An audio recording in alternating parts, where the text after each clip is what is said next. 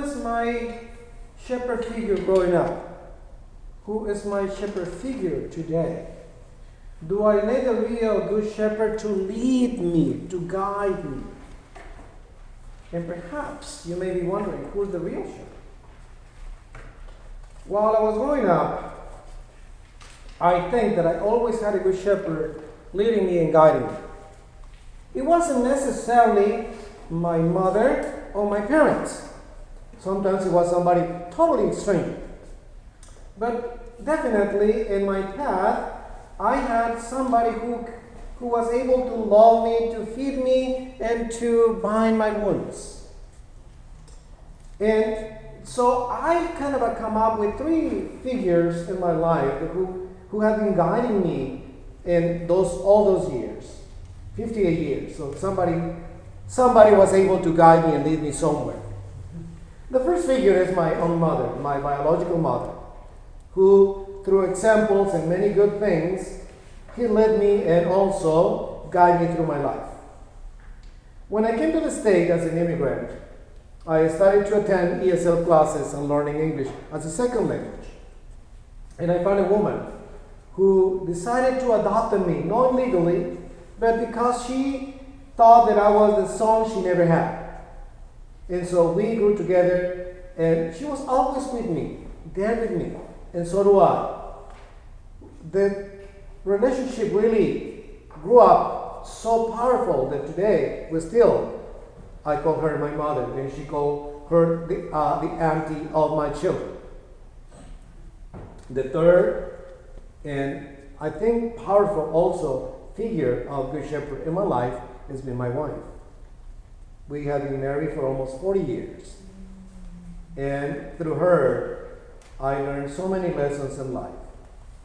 I learned how to be acquainted with the Bible. I learned how to go to church more often, not just by tradition, not just by only when I want it. And I also learned how to love God. And I think the biggest lesson in my life was that I loved Him so much that I decided to become a priest. And so I proceeded in so many ways and bounds to say that I found people who have been my shepherd figure in my life. I have other figures, of course, teachers, friends, and relatives, but I think these are the most three significant for me to kind of talk to you about it, who are on earth, who are been helping me to get through not only childhood, but also through adulthood. And I'm still learning from each and every one of them. Make sense? Yes? Now, do I learn to figure out who was the biggest figure or who was my real good shepherd in life? Of course I did. To me, it's called Jesus Christ. The shepherd, for me, has been Him with His really, really wonderful love that He cares for me. Whether I'm a white or black sheep, doesn't matter. He still embraces me and gets me onto His shoulders. I do have an icon that somebody from the Church of the Good Shepherd, when I worked with that church for 30 years, the senior warden came to my office and gave me this wonderful picture of the Good Shepherd, an image that was painted and also has an indigenous Maya features on it.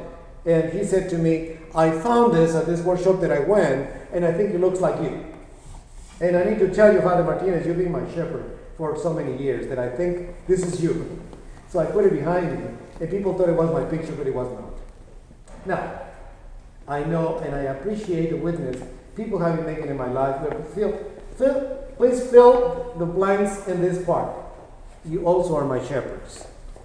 As much as that I'm your shepherd, you also are my shepherd. Sometimes awkwardly, because the things that you said to me may come bold or not, or subtle, but you are also shepherding me in my life as a priest. Having said that, I know that some of us are missing Psalm 23, so I want to talk a little bit about it in my sermon today. Let's talk about God being the good shepherd.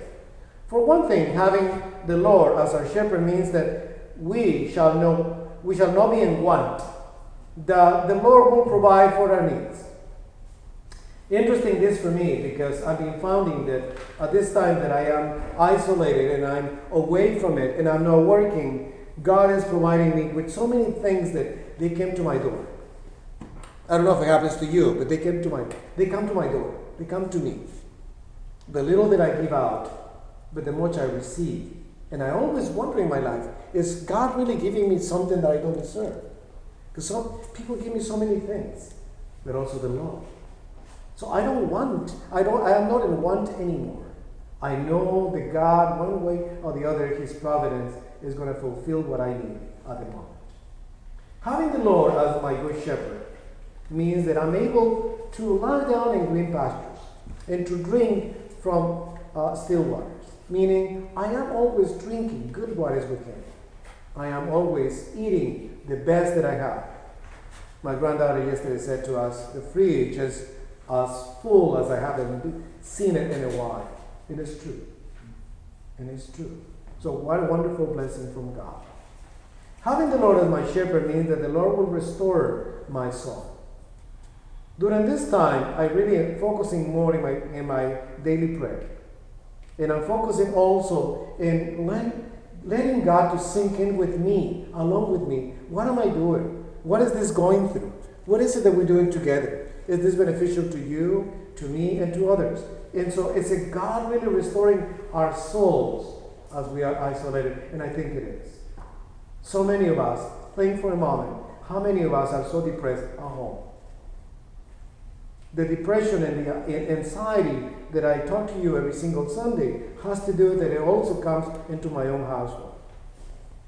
And also so many households who are really in agony because their souls are not being restored by not being together. That is really detrimental to us.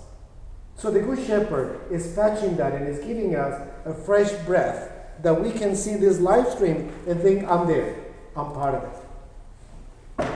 Having the Lord as my shepherd is that I really trust worthy His guidance, because the Lord is leading me, even if I don't want to go, even if I don't feel like it.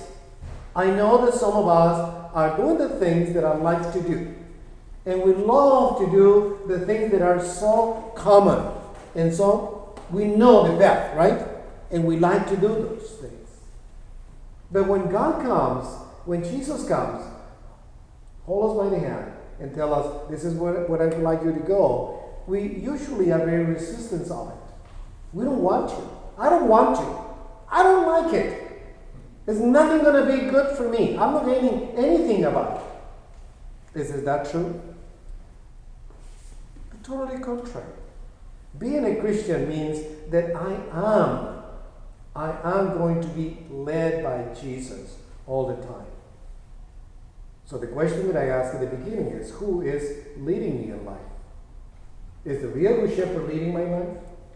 Is really Jesus guiding me through what I need to go? And He's going to lead me to places I don't like to go. There is a church, a Protestant church in my town, and yesterday my wife and I were driving by. And as we drove by, they have these big cardboards, and they have masks and gloves, and it says, "Stop, free sandwiches for you." And I thought, what a wonderful witness about being really loved by God. What a wonderful testimony. Bigger than words. Free sandwiches, come, get them. There must be a lot of people having thoughts about being hungry or having nothing, which I think is true. 12 million of undocumented people perhaps may be hungry, right? So, good thinking. I don't know about you too, but I also get these earworm hymns in my head during the week. Starting on Monday, I start singing either one or the other. I have two this week. It was the Good Shepherd. I remember the festivities in my old church as Jesus, my Good Shepherd. And it kept ringing and ringing to the point that I have to choose lead me and guide me along the way. Having the Lord as my shepherd means not having to be afraid. I know people are in fear. I know that people are so taking very good precautions. It's great. But we don't need to be in fear. The fear that this is going to happen, that this is going to end, that something wrong is going to happen to us, nothing is going to be wrong.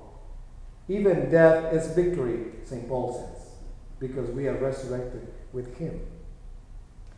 So even in the midst of fear, anxiety, uncertainty, and without hope, even walking through the dangers of the valley of death, we need to trust that Jesus is leading us to his path, to his way, not to my way.